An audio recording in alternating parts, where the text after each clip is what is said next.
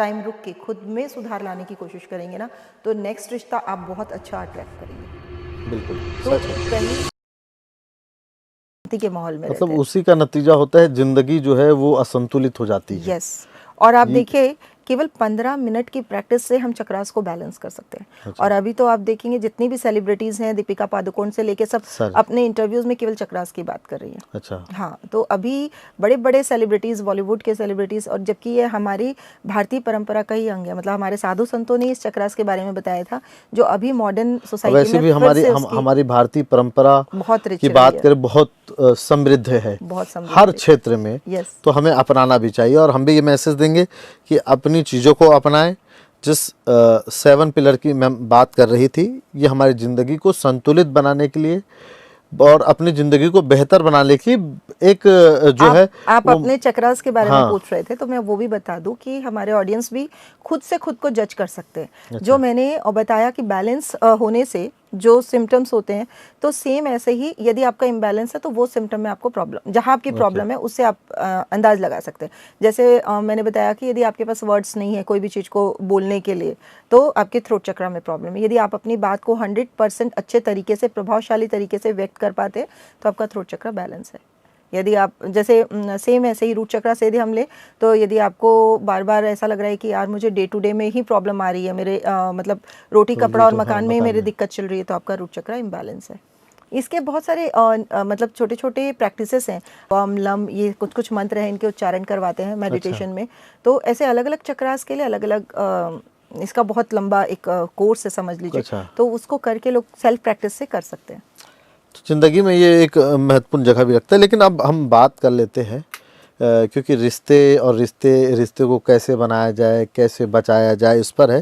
क्योंकि ये दौर बहुत ज़्यादा इंसानों के बीच, हम व्यक्ति की बात करें, बिजी लाइफ चलता है। और बिजी लाइफ में अपने रिश्तों को कैसे सहमति दे, ये एक बड़ी चुनौती होती है। और अक्सर कर जो रिश्तों में जो दरारें होती है, वो यही होता है कि मुझे समय नहीं मिल रहा है, परिवार को समय नहीं देना, पार्टनर को समय नहीं देना, बच्चों को समय नहीं देना। तो ऐसे बिजी लाइफ में रिश्तों को, तमाम रिश्तों की का मैं जिक्र कर रहा हूँ, रिश्तों को समय कैसे दें? देखिए, इसका एकदम सिंपल सा एक रूल है कि हम सब केवल दौड़ रहे हैं, भाग रहे हैं। यदि हम अपनी ज़िंदगी को 24 घंटे हमें मिले हैं, 8-8-8 के रेशो में डिवाइड कर दें, यानी कि 8 घंटे की नींद सफिशिएंट होती है, आप भी अच्छे से जानते हैं। 8 घंटा हम काम में देते हैं, कोई भी ड्यूटी पे जाते हैं, तो हमारा जो भी ऑफिस आवर्स होता है, बाकी आपके पास पूरा पूरा 8 घंटा बचता है। जबकि हम सभी ये बोलते हैं टाइम ही कहाँ है, टाइम ही कहाँ है। ये 8 घंटा जो होता है ये आपके लिए होता है, आपका खाना पीना, आपके रिलेशंस और आपकी जो एक्स्ट्रा एक्टिविटीज़। लेकिन हम क्या करते हैं, उसमें से भी टाइम को चुरा के सोशल मीडिया को दे देंगे, हम कोई ऐसी चीज़ों में अपने टाइम को बर्बाद कर देंगे जो कि कोई प्रोडक्टिव नहीं है। यदि हम सोच लें कि मुझे आधा घंटा अपनी माँ के पास बैठना ही है, मुझे 1 घंटा अपने बच्चे के साथ खेलना ही है, मुझे आधा घंटा अपनी वाइफ के साथ बैठना ही है, और यदि ऐसे हम टाइम डिवाइड कर लें और उसमें हम वो क्वालिटी टाइम दें, 100% आप वहाँ प्रेजेंट होने चाहिए। ऐसा नहीं कि टीवी भी चल रहा है, मोबाइल भी चल रहा है और आप, हाँ तुम बोलो बोलो मैं सुन रहा हूँ, और आप किसी और चीज़ में लगे हो, ऐसा नहीं। 100% यदि आप प्रेजेंट है ना, तो वो 1 घंटे का, आधा घंटे का क्वालिटी टाइम ही आपके रिश्तों को कितनी अच्छी, भले आधा घंटा दे मगर दे, क्वालिटी बहुत इंपॉर्टेंट है। क्वांटिटी इंपॉर्टेंट नहीं है, क्वांटिटी वो इंपॉर्टेंट तो हमेशा से हर जगह, चाहे काम की बात करें, रिश्तों की बात करें, क्वालिटी जो है वो महत्वपूर्ण रखती है, क्वांटिटी नहीं। तादाद पे मत जाइए। पर फिर भी मैंने ये भी बताया कि तादाद भी आपके पास 8 घंटे का टाइम होता है। हाँ, हर इंसान को 24 घंटे मिले हैं। जब हम बोलते हैं ना कि टाइम ही कहाँ है, तो मैं बोलती हूँ ड्यूटी कितनी देर करते हो? 8 घंटे से ज़्यादा कोई नहीं करता है। हाँ, ज़्यादा से ज़्यादा हम मीडिया फील्ड वालों का तो 9-10 घंटा होता है, तभी भी आपके पास 6 घंटे बचते हैं। 8 घंटे से ज़्यादा थोड़ी सोते हैं। सच है। तो आप देखिए कि 24 घंटा ही मिला है सबको, और काफ़ी टाइम होता है उसको बस मैनेज करना। हम प्रायोरिटी नहीं देते एक्चुअली। यदि हम प्रायोरिटी दे दें कि नहीं, इस रिश्तों में हमें टाइम देना ही है, और टाइम ही एक ऐसा क्या बोलना चाहिए, खाद है जिसे सींचा जा सकता है रिश्तों के लिए टाइम ही जो है वो खाद का काम करती है। सच बात है। तभी तो वो जो दरख्त है, जो फल, जो छायादार और जो फलदार वृक्ष है, परिवार की बात करें, रिलेशन, वो फलेगा और फूलेगा। इसी बीच अगर हम बात करें, क्योंकि अक्सर नौजवानों के बीच या लोगों के बीच ये धारणा रहती कैरियर और रिलेशनशिप एक बड़ी, तो दोनों में कैसे बैलेंस को बनाया जा सके ताकि कैरियर भी बचा रहे और रिलेशनशिप भी स्मूथ चले। ना देखिए, ये एक थोड़ी विडंबना जरूर है कि जो एज लड़के या लड़कियों में रिलेशनशिप में आने की होती है वही एज होती है उनकी करियर को भी बनाने की। जी। मतलब जैसे ही वो अपनी कॉलेज लाइफ में आते हैं उसी समय वो उनका अट्रैक्शन भी सबसे पीक पे होता हाँ, है तो है। और उनके बॉडी में ऐसे हार्मोनल चेंजेस हो रहे होते हैं कि वो रिलेशन की तरफ खिंचाते हैं, लेकिन वो अपने करियर की तरफ भी उनको फोकस रहना है। तो इसको तो बस अगेन वही है कि आप प्रायोरिटी के बेस पे ही बैलेंस कर सकते हो, क्योंकि ये बात पक्की है, एनर्जी आप जहाँ देंगे वही चीज़ फलेगा फूलेगा। यदि आप 100% करियर में दे देंगे तो आपके रिश्तों में ज़रूर आपको कोई पार्टनर नहीं मिलेगा। यदि 100% रिश्तों में दे देंगे तो आपका करियर कॉम्प्रोमाइज़ होगा ही होगा, क्योंकि एनर्जी जहाँ जाएगी वहीं वो ग्रोथ मिलेगी। तो आज का अब बोलिए। हाँ, बस यही है कि आपको डिवाइड करना है बहुत वाइसली। आज का जो युवा है वो कहीं ना कहीं संकुचित है, अच्छा, संकोच कर रहा है कि मैं रिलेशन तरफ जाऊंगा तो कैरियर छूट जाएगा, कैरियर की तरफ जाऊंगा तो रिलेशन, तो दोनों तरफ बैलेंस जो है वो बनाने की कोशिश करता है और ऐसे में कहीं ना कहीं वो अपने आप को पीछे पाता है। नहीं, ऐसा नहीं है। यदि अंदर से अपना वही अगेन कन्फ्यूजन का स्टेट हटा दें, कन्फ्यूजन फिर से वही नेगेटिव हाँ, एनर्जी कंफ्यूज है वो, हाँ, जो वो कहा जाए कि क्योंकि युवा ये कंफ्यूज ही है कि कैरियर को चुनूं कि रिलेशन को चुनता हूं तो कैरियर जाता है, कैरियर को चुनता हूं मगर दोनों तरफ बैलेंस जिंदगी के अहम मोड़ पर उसको लाकर खड़ा कर दिया है। नहीं, इसको बहुत स्मार्टली कोई भी युवा चाहे तो वो बैलेंस आउट कर सकता है। यदि वो चाहे कि हाँ, मुझे मेरे रिश्ते में इतना ही टाइम देना है, तो और सबसे बड़ी बात ना, हम क्या है, इनसिक्योर हो जाते हैं कि यदि मैंने टाइम नहीं दिया तो मेरा जो पार्टनर है वो कहीं और चला जाएगा।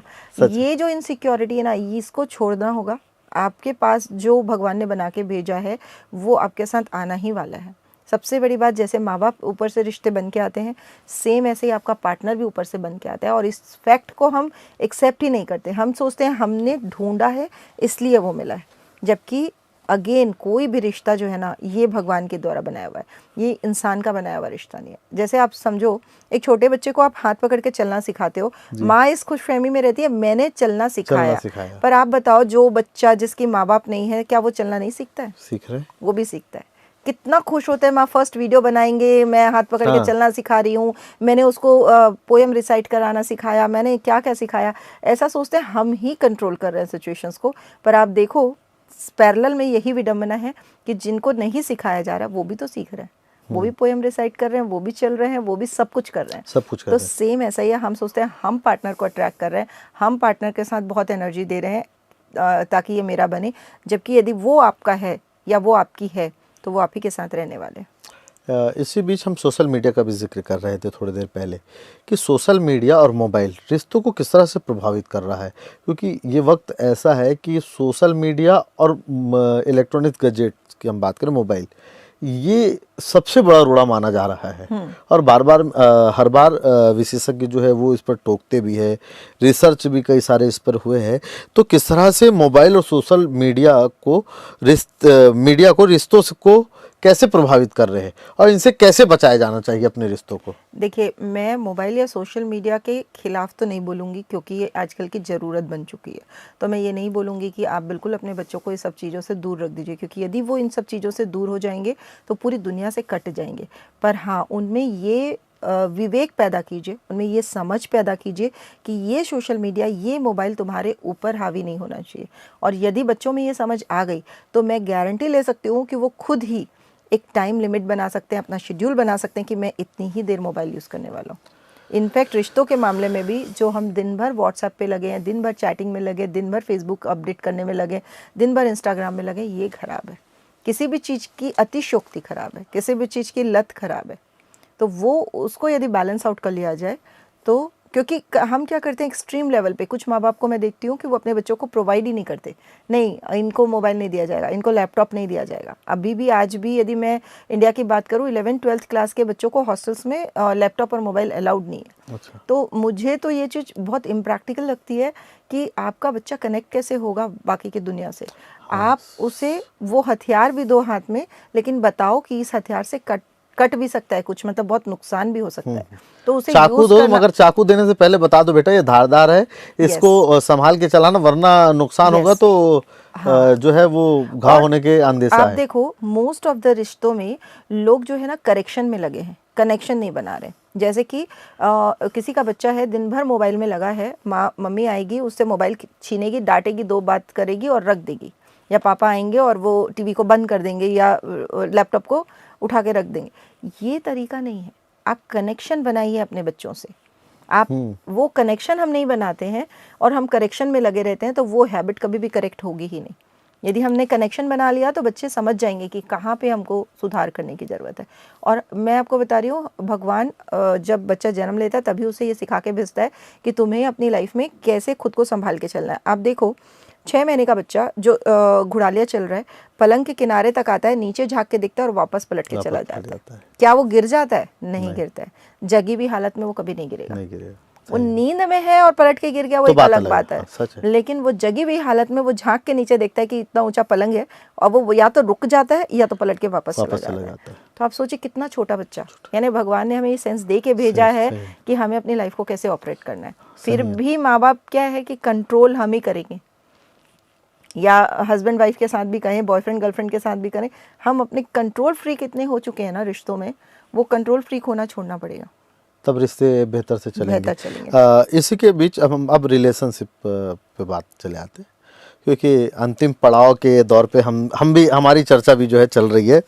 ब्रेकअप और आगे की ज़िंदगी एक अहम सवाल है हम सब के लिए, और इस दुनिया में जहाँ रिलेशनशिप आम हो चुका है वहाँ भी ब्रेकअप के बाद खुद को कैसा मजबूत करें, क्योंकि लोगों में ब्रेकअप के बाद जो है वो लोग जो है वो आपस में खो जाते हैं, बीमार पड़ जाते हैं, बहुत सारी दिक्कतों का सामना करना पड़ता है, वापस वो रूटीन की ज़िंदगी में नहीं आते। तो ऐसे में ये सवाल कि किस तरह से संभाला जाए, किस तरह से अपने आप को मजबूत बनाया जाए।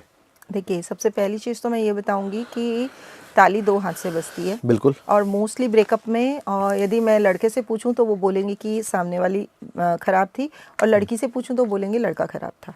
जबकि ताली दोनों हाथों से ही बजती है। तो कोई भी रिश्ता यदि टूट रहा है तो इसमें आप ज़रूर अपने अंदर झांक के देखिए कि मेरे अंदर कहाँ कमी थी। हम most of the time 80 to 90% हम सामने वाले पे ही ब्लेम करते जाते हैं और हम अपने आप को सोचते हैं कि हम बरी हो गए, लेकिन हम बरी नहीं होते। यदि आप उस टाइम रुक के खुद में सुधार लाने की कोशिश करेंगे ना, तो नेक्स्ट रिश्ता आप बहुत अच्छा अट्रैक्ट करेंगे। बिल्कुल तो सच है। पहली चीज़ तो कई ब्रेकअप्स ऐसे होते हैं जहाँ पार्टनर ये सोच लेता है कि अब तो मुझे आगे कुछ अच्छा मिलेगा ही नहीं। तो ये भी गलत है। बहुत बड़ी दुनिया है, बहुत बड़ी संभावनाएं हैं। यदि आप अपने रास्ते क्लोज कर रहे हो तो ये बहुत ख़राब है, मतलब ऐसा नहीं है, आपको ज़रूर आगे राह मिलेगी। लेकिन एट द सेम टाइम मैं हमेशा बोलती हूँ कि यदि कोई ब्रेकअप हुआ है, आप ज़रूर एक बार एक लाइफ कोच से सजेशन लीजिए। आप ज़रूर कोई ना कोई स्पिरिचुअल प्रैक्टिसेस कीजिए, क्योंकि कहीं ना कहीं आपको अंदर से और ज़्यादा अपग्रेड होने की ज़रूरत है, आपको इवॉल्व होने की ज़रूरत है। जैसे ही आप अपग्रेड होते हो, इवॉल्व होते हो, आपकी एनर्जी ऑरा ही इतना स्ट्रांग हो जाता है कि फिर आप अच्छे रिश्ते को अट्रैक्ट करते हो।